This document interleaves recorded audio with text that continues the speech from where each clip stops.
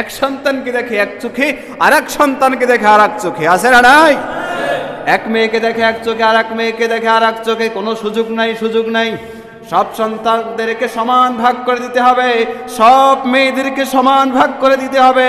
আমানতের খেয়ানত করা যাবে না। আপনার সন্তানকে আপনার কাছে আল্লাহ তাআলা আমানত দিয়েছে, যদি এই আমানতের খেয়ানত করেন, কেমন করে আমানতের খেয়ানত করেন?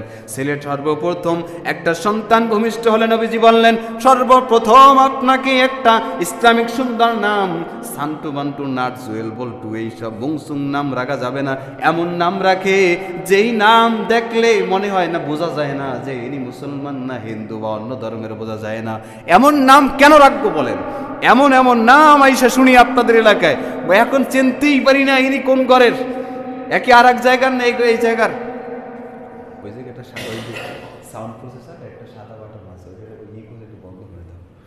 তাই এমন এমন নাম আমরা রাখি, অথচ বোঝাই যায় না নাম শুনলে যে মুসলমান নাকি অন্য কিছু। আচ্ছা, পৃথিবীতে কি অন্য কোনো নাম নাই? অন্য কোনো নাম নাই? পৃথিবীতে কত নাম রয়েছে, কত সাহাবায়ে কেরামের নাম রয়েছে, নবী ওলিদের নাম রয়েছে, কিন্তু সেই নামগুলি বাদ দিয়া আজকে আমরা এমন এমন নাম রাখি যেই নামের কোনো মুসলমান নাকি এটা বোঝা যায় না। ভালো করে জিজ্ঞাসা লাগে, তোমার আব্বার নাম কি, তোমার দাদার নাম কি, এটা বল দে। তোমার নামে তো বোঝা যায় না তুমি মুসলমান না অন্য কিছু। তোমার বাবার নামটা বলো, এটাই না বুঝলে দাদার নাম বলো। 2-4টা বংশের নাম জিজ্ঞাসা করে বোঝা লাগে যে এই ব্যক্তি মুসলমান, ঠিক কিনা বলেন? অথচ নবী সাল্লাল্লাহু আলাইহি ওয়াসাল্লাম বলেন, যখন একজন সন্তান ভূমিষ্ঠ হয়, সন্তান ভূমিষ্ঠ হলে সর্বপ্রথম আপনার দায়িত্ব হলো ইসলামিক সুন্দর একটা নাম। কি নাম? ইসলামিক সুন্দর একটা নাম।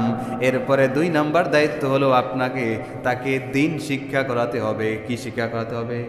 দিন শিক্ষা করাতে হবে। উপযুক্ত বয়স হইলে বিদেশে পাঠাইতে হবে, এটা কিন্তু আপনার আসল দায়িত্ব না। আপনার এলাকার মধ্যে সবার ধান্দা একটাই, যে বড় হয়েছে মাত্র বিদেশে পাঠাই দাও, এইটা ঠিক কিনা বলেন? না ভুল বললাম? সবার একটাই ধান্দা, যে বড় হয়েছে কিনা তাড়াতাড়ি বালে গ বিদেশ পাঠাবো, তাড়াতাড়ি বালে গ। মোতাসের ভাই কিন্তু কিন্তু ঠিক আছে, কিন্তু পোলারে দাখিল পাস অলরেডি প্রায় করে ফেলাইছে। এখন যদি চিন্তা করেন সমস্যা নেই। আরে আগে দিন শিখান, লেখাপড়া শিখান, এরপরে চাকরি না থাকলে বিদেশ পাঠান, সেটা ভিন্ন কথা। কিন্তু দিন না শিখাইয়া, লেখাপড়া না করাইয়া এরপরে বিদেশে পাঠাইয়া দিলেন, কিন্তু আবার যখন বিদেশ থেকে ফিরে আসবে তখনও তো একজন মূর্খ। এলাকায় তো একজন মূর্খ বাড়াই দিলেন, আপনি অশিক্ষিত মানুষ বাড়াই দিলেন। কথা বুঝে নাই? রাগ করছেন নি? আরে আপনাদের বিরুদ্ধে বলি নাই, এরকম করা দরকার। পরবর্তী প্রজন্ম ফিরাই আনেন, আগে লেখাপড়া করান, প্রাতিষ্ঠানিক লেখাপড়া করান আগে। যখন শিক্ষিত হবে, শিক্ষিত হওয়ার পরে আপনি কি করবেন এইটা করান। আপনি ব্যবসা বাণিজ্য করান, একটা বিদেশি পাঠান, যা করেন পরে করেন, আগে লেখাপড়া করাইতে হবে, আগে তাকে মানুষ বানাতে হবে, আগে দিন শিখাতে হবে। প্রথম আপনার দায়িত্ব হলো, যখন সন্তান ভূমিষ্ঠ হয়েছে, ইসলামিক একটা নাম, সুন্দর নাম রাখবেন। দ্বিতীয় হলো দিন শিখাবেন। তৃতীয় নাম্বার দায়িত্ব হলো, আপনি যখন বালেক হয়েছে তাকে বিবাহ করাই দিতে হবে। মেয়ে হলে মেয়েটাকে বিবাহের ব্যবস্থা করে দিতে হবে। এই হচ্ছে দায়িত্ব। অথচ দেখা যায় পুরো এলাকার মধ্যে একটা দিনদার ছেলে নেই। পুরো এলাকার মধ্যে ইমাম সাহেব বাড়ি গেলে একটা ছেলে নামাজ পড়াইবে, এমন একটা ছেলে নাই। বড় দুঃখের ব্যাপার। চিন্তাও করেন না কখনো যে ইমাম সাহেব বাড়ি গেলে পুরো এলাকার মধ্যে অন্তত 50টা ছাত্র, 50-60 পোলাপান আছে, কিন্তু একটা পোলাপানে এইখানে দাঁড়াইয়া সূরা ফাতিহা শুদ্ধ করে পড়তে পারবে না।